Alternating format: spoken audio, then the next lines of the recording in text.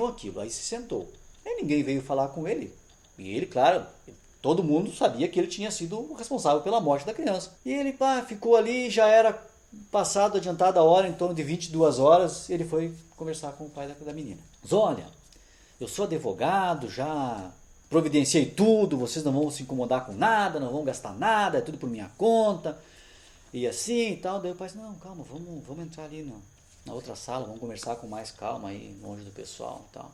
E aí nisso chegou a esposa, né? E ele continuou com aquele fato, né? Daí a esposa disse, não, o senhor não nos deve nada. O senhor pode ficar tranquilo, tá tudo certo. Aí ele estranhou, né?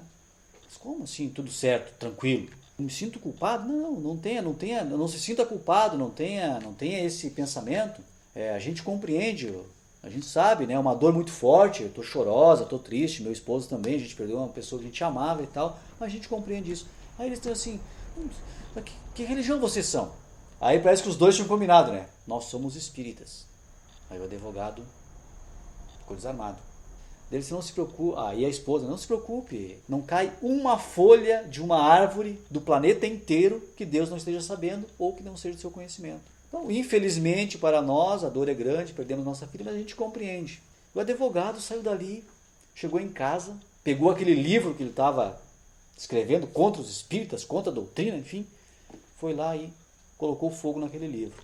Mais tarde pegou o telefone, ligou para um amigo que era espírita, pedindo para ele para estudar e aprender um pouco mais sobre essa doutrina. Então, é o exemplo. O pai e a mãe dessa criança não vão esquecer que ele assassinou a filha, mas compreenderam. Claro, isso é no nível de cada um.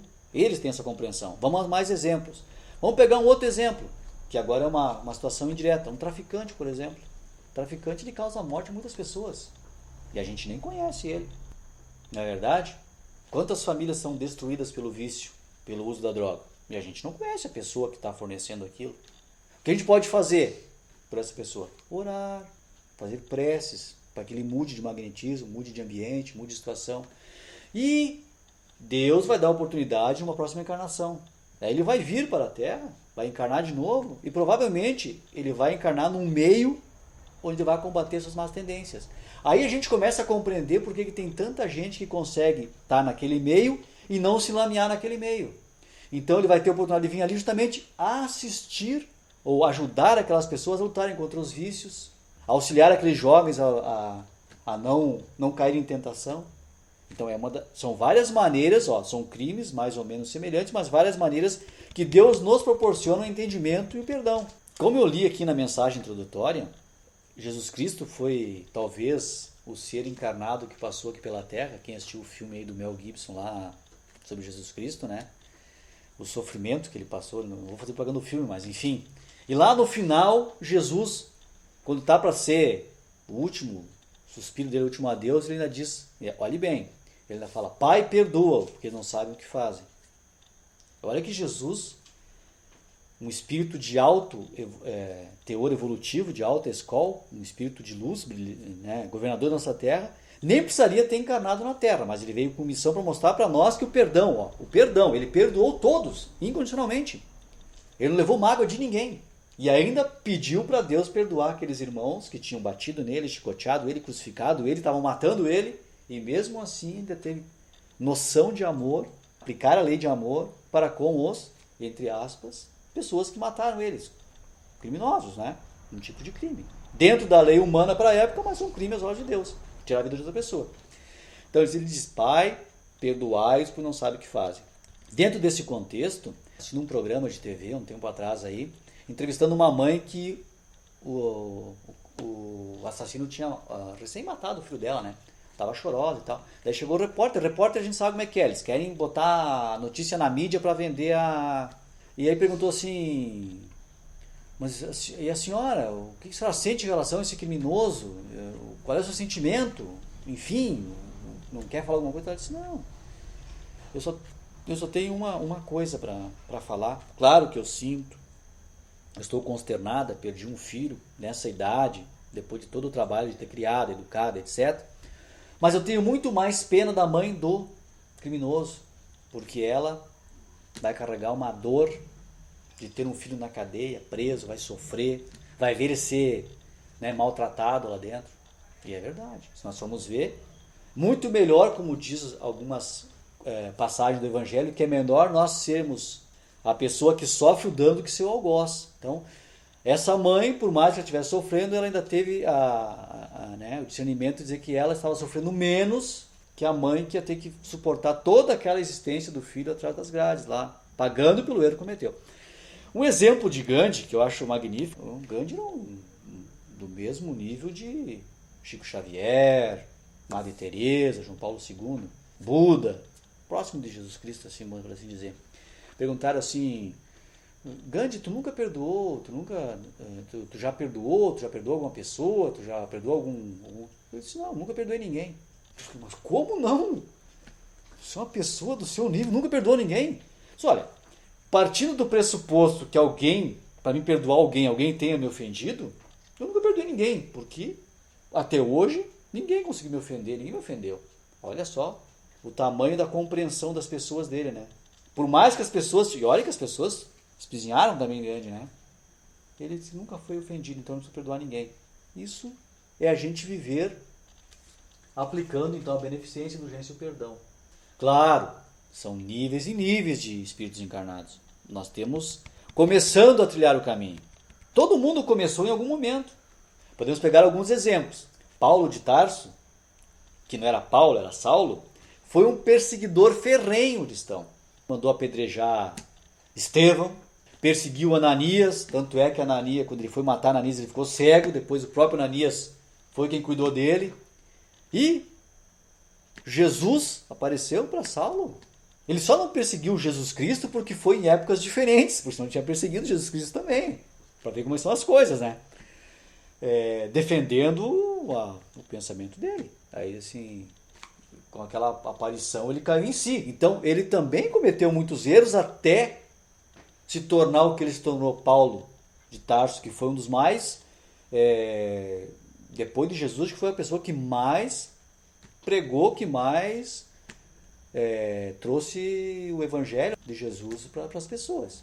Então, todos nós temos um momento de insight onde nós vamos desabrochar, por assim dizer, para o entendimento do que é ser caridoso. Tem um outro exemplo de um pai que teve o filho sequestrado.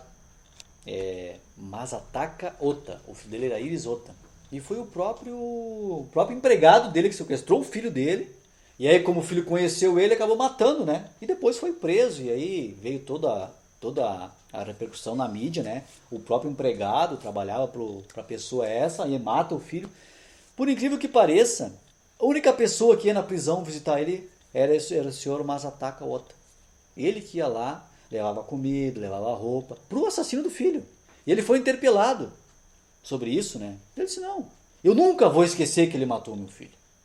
Nunca. Nunca vou esquecer.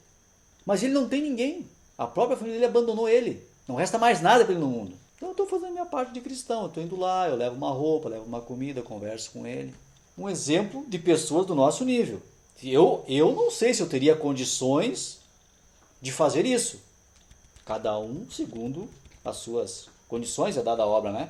Não podemos carregar um fardo maior que a gente pode suportar. Então, de certo, essa pessoa veio justamente para servir de exemplo, né, de como a gente pode suportar certas coisas.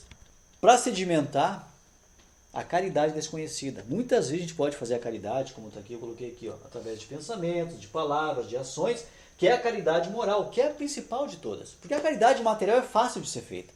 Essa caridade que se refere ao Evangelho é a caridade moral para com os criminosos. Nós não estamos em condições ainda, infelizmente, de fazer aquilo que eu citei, de ir lá e abraçar um criminoso, dizer eu perdoo, eu compreendo, não. Mas nós podemos fazer preces, orações, pensamentos, palavras e talvez algumas ações, como fez esse Masataka Ota, o pai do Iris Ota. Como fez a mulher lá que teve a filha assassinada, entre aspas, pelo carro do advogado, que não acreditava em nada. E para a gente sedimentar esse conhecimento das ações, tem uma historinha bem legal. Como diz o meu amigo Edgar, né? Vamos a mais uma historinha, é a última. Desencarnaram um padre, um pastor, um espírita e um eremita. Eles estavam numa sala mais ou menos igual essa. Aí estavam lá e eles sabiam que um deles ia falar com Jesus. Um deles ia ser instruído a falar com Jesus. Eles já estavam sabendo disso. Quando chegar lá, aguarde aí que Jesus vai aparecer e vai falar com um de vocês. Nada orgulhosos os nossos irmãos, né? Nada vaidosos, o padre tinha certeza que ia ser ele. Mas lógico que sou eu, né? Vários anos rezando missa, distribuindo hóstia, fazendo trabalho na comunidade, dediquei minha vida inteira à bandeira do Cristo, vou ser eu, né? O pastor, não. Certeza que serei eu. Conheço a Bíblia de capa a capa. Preguei para milhares de pessoas. Tenho muitos fiéis que dependiam de mim na terra. Certamente vou ser eu. Aí o espírita, né? Como bom espírito, não. Se alguém tem que ser eu. Eu pratiquei a caridade. Eu distribuí sopa. Eu fui fraterno. Eu entendo de a lei de causa e efeito. Sei tudo sobre a reencarnação. Nossa, as leis divinas, as leis naturais. Não, vou ser eu. O eremita coitado lá num canto, agachado, bem humilde, assim, morrendo de vergonha. A roupa que ele tinha desencarnado estava usando ainda. Enquanto os outros estavam tudo pomposos lá, ele com aquela roupinha surrada. E nisso entra um espírito de luz na sala. Aquela aura brilhante, bonito, fulguroso, assim, com um livro na mão. Aí, todos vocês sabem, né, estão sabendo que o Mestre Jesus vai falar com um de vocês, mas ele vai falar justamente aquele que eu abri o livro aqui e o nome estiver no livro. Aí os padres, o pastor e o espírito, é um de nós, né? Olharam meio de soslaio para aquele eremita no canto lá, o que esse cara tá fazendo aqui, né? Tá totalmente fora de contexto. E aí chegou o espírito pro padre. Seu nome? João, livro, abriu o livro, nada. Aí o padre ficou todo enxavido. Aí foi no pastor. Nome, fulano de tal. Abriu o livro, nada. Aí foi no espírita, né? Aí o espírito já sorridente. Nome, Volmir Rec Bertelli. Nada. Não era ele também. Aí foi no eremita. E os três ficaram decepcionados. Mas nós fizemos tudo, sabe que se logo... Mas não pode ser, deve ter alguma coisa errada. Aí chegou o mentor perto do eremita e o eremita levou um susto e levantou. Anjo de Deus, tenha piedade de mim. Eu nunca tive religião. Não tive tempo para isso. Eu morava no deserto. Nem sei por que eu estou aqui. A única coisa boa que eu fiz na minha vida inteira, foi dar água para as pessoas. Eu ia no oásis, buscava água e atendia as pessoas que passavam para o deserto para elas morrer de sede. A única coisa que eu fiz foi isso. Aí o mentor disse assim, como é que se chama? Jonaquim. Quando ele falou Jonaquim, o livro se abriu e saiu uma luz dentro do livro. Que inundou, transformou o eremita num belo ser. Transformou a áurea dele, o perispírito, o magnetismo. E aí o anjo disse assim, é você que Jesus está esperando. Jesus também está esperando todos nós, tal qual o eremita. Nós temos que fazer a nossa parte. Então nós temos que fazer ações sem pensar em retribuição, assim como o eremita. Lá no deserto, dando água para as pessoas, não cobrava nada. Então nós podemos fazer isso. Fazer nossa prece para com aqueles que têm faltas, não julgar.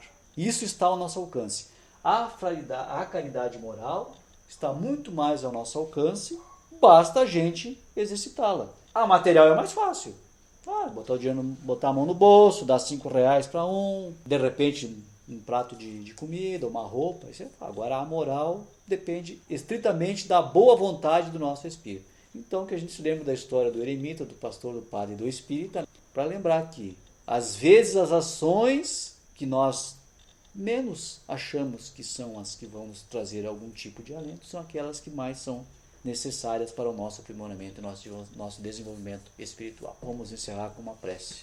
Uma vez mais, agradecemos ao Mestre Jesus, aos benfeitores amigos, a Deus, nosso Pai, ao nosso anjo da guarda, por nos proporcionarem este momento. Que possamos então, Pai, através da nossa caridade, levar o magnetismo da nossa prece, da nossa oração, àqueles nossos irmãos menos favorecidos, que passam pelas atribulações do dia a dia, na vida material, para aqueles irmãos que estão perturbados psicológica e psiquicamente, para aqueles que cometeram erros, os criminosos da nossa lei, que estão já colhendo e pagando ceitil por ceitil dos seus erros cometidos, amparai-os também, aos nossos anciãos, às nossas crianças, aos nossos desafetos, aqueles que sofrem abandonados nas ruas insensíveis e materialistas das nossas sociedades, aqueles que estão perdidos nos vícios, nas paixões,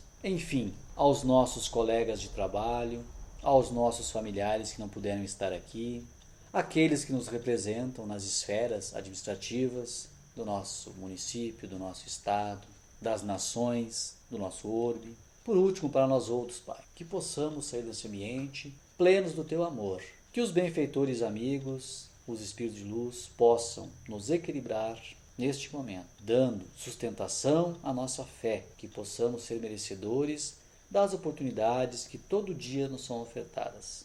E sendo assim, que possamos sair desse ambiente melhor do que quando aqui adentramos. Que assim seja.